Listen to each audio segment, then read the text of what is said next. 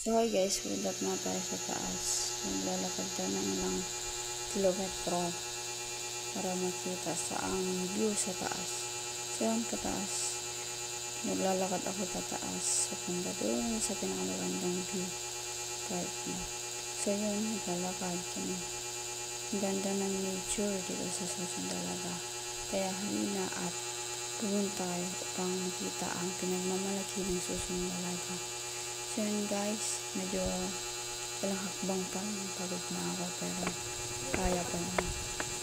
So yun guys, mataas medyo madulas kasi nang pumunta kami, so may doble ingat pag kaya pumunta dito kasi hindi natin alam kung ano nangyayari. So yun to, nature, sabi natin, talagaan natin ang nature.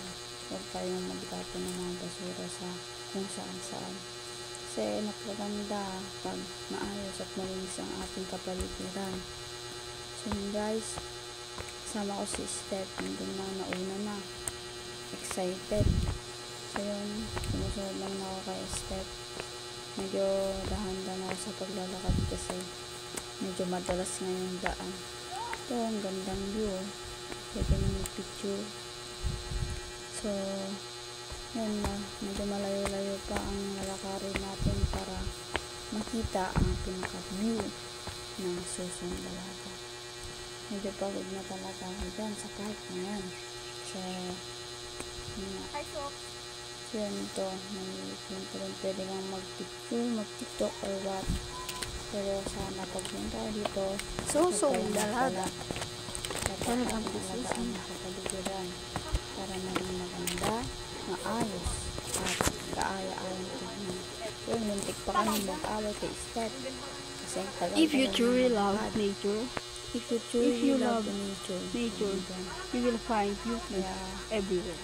mahalin natin ang kapaligiran, magtabo ng mga basura sa kung saan.